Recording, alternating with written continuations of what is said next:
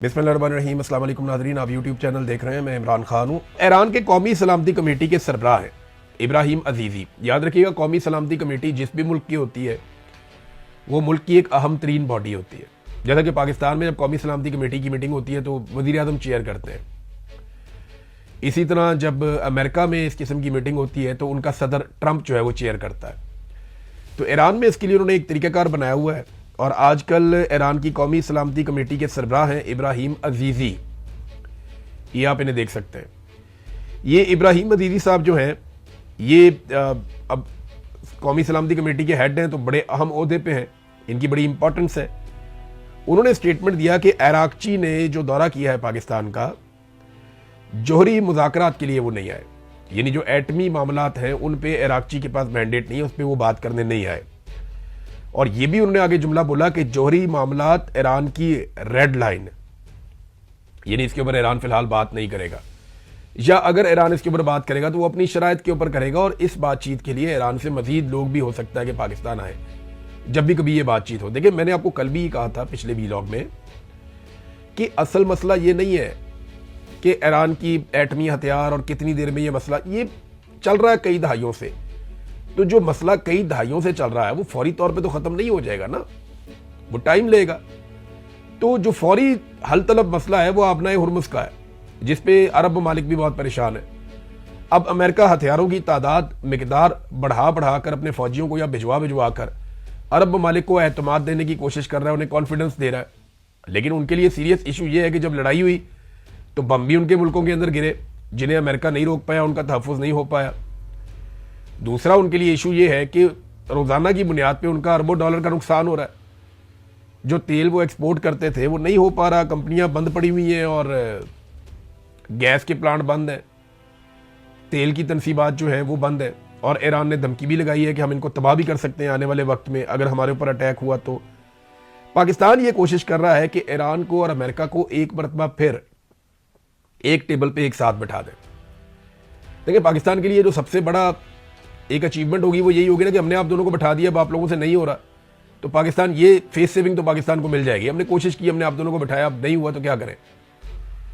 दूसरा, पाकिस्तान को ये आइडिया है कि अगर ये मुज़ाकरात आगे बढ़ते हैं तो एक वक्त आएगा ये किसी ना किसी नतीजे पे पहुंच जाएंगे। और फिर बड़ी उम्मीद पाकिस्तानियों को यह है कि डोनाल्ड ट्रंप चंद घंटों के लिए या कुछ वक्त के लिए पाकिस्तान आ सकता है। और अगर डोनाल्ड ट्रंप पाकिस्तान आता है तो फील्ड मार्शल आसिम मुनीर को अपनी बहुत बड़ी कामयाबी के तौर पे बताएंगे कि अमरीकी सदर पाकिस्तान आया और बहुत कामयाबी, क्योंकि अमरीकी सदर आएगा तो और ममालिक के भी जो सरबराह हैं वो पाकिस्तान में आएंगे। बहुत मुमकिन है कि अमरीकी सदर की आमद के मौके पर जो तकरीब हो उसमें सेंट्रल एशिया से, खलीजी ममालिक से, इधर उधर से दीगर ममालिक भी यहाँ पर मौजूद हो, तो एक मेला सा पाकिस्तान में लग सकता है। और उसके लिए तैयारियाँ की जा रही हैं। जो पूरा ब्लॉकेज है ये सारा इसीलिए है, ये जो तलाशियां हो रही हैं, ये जो क्रैकडाउन हो रहे हैं, मार्केटें बंद हैं, रास्ते बंद हैं, पूरा जो है वो एक कर्फ्यू का समा लगाया हुआ है इस्लामाबाद में। उसके पीछे जो बड़ा रीज़न है वो यही है कि अमरीकी सदर का इनको शक है या इन्हें यह आसरा दिया गया है कि आप फलां चीज़ अगर अचीव कर लेते हैं तो अमरीकी सदर जो है वो यहाँ पर पाकिस्तान का दौरा कर सकता है। अब एक जो स्टेटमेंट है वो ईरान की जानिब से भी आई है, ईरानी सदर का स्टेटमेंट है और उन्होंने ये कहा कि जंगबंदी की कोई मुद्दत तय नहीं हुई। ये बहुत इंपॉर्टेंट है। इससे पहले जब जंगबंदी हुई है तो पता था कि 2 दिन तक अमेरिका अटैक नहीं करेगा, ईरान भी नहीं करेगा, फिर 1 हफ्ता हो गया, फिर 2 हफ्ते हो गए, फिर 2 हफ्ते हो गए। लेकिन अभी किसी को यह पता नहीं है कि इस जंगबंदी की मुद्दत कितनी है, क्योंकि ये गैर मुय्यना मुद्दत तक के लिए जंगबंदी है। तो ये एक टिक टिक चल रही है, ये टाइम बम लगा हुआ है, किसी वक्त भी फट सकता है, क्योंकि इसकी डेडलाइन कोई नहीं है।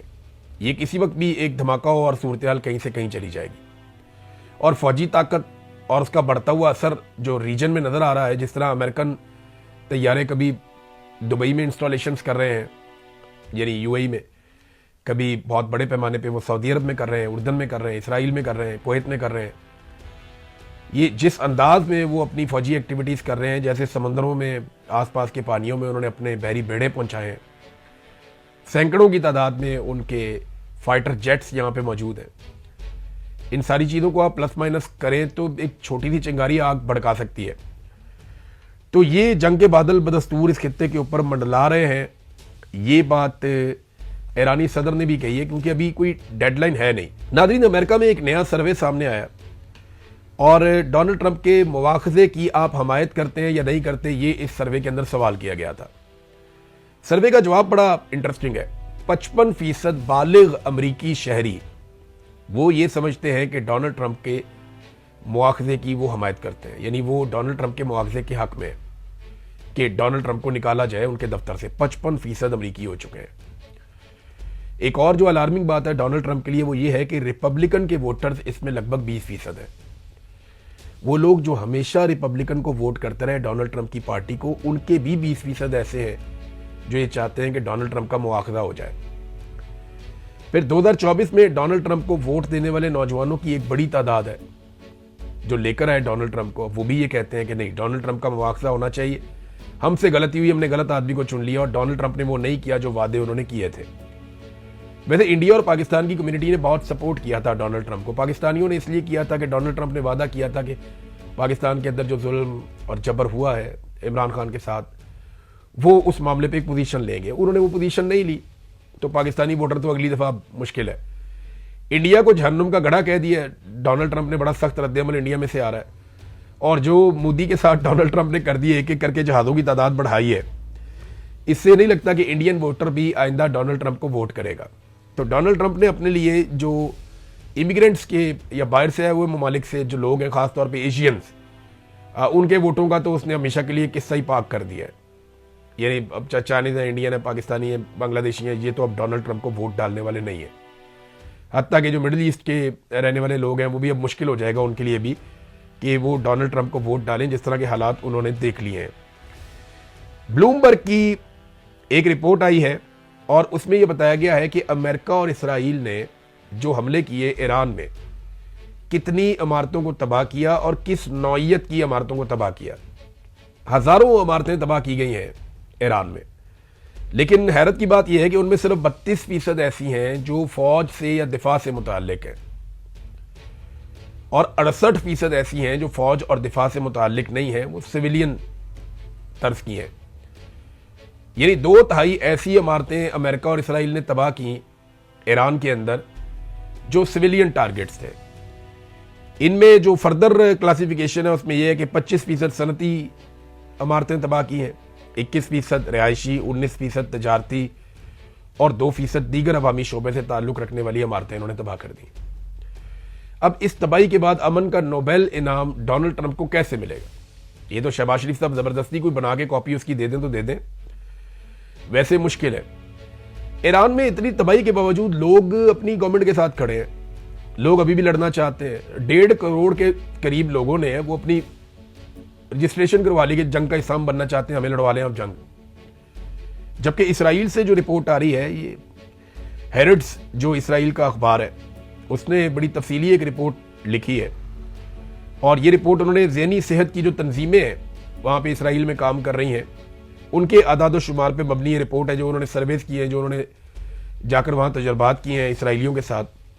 तो उन्होंने बताया कि लगभग 20% से ज़ायद इसराइली नफ्सियाती अमराज का शिकार हो चुके हैं इस वक्त तक इस जंग की वजह से, और नशा करने वालों की तादाद में लगातार इजाफा होता जा रहा है। और अगर ये सिलसिला ठीक नहीं होता तो इन तंजीमों ने खबरदार किया है कि एक नफ्सियाती सुनामी आ सकता है इसराइल के अंदर। तो नाज़रीन, ये सारी खबरें जो मैंने आपको दी, ये तमाम खबरें थी इंटरनेशनल फ्रंट से। अब ज़रा पाकिस्तान में आ जाएं। अब तक लेते हैं, अपना ख्याल रखिएगा, अपने इस चैनल का भी। अल्लाह हाफ़िज़।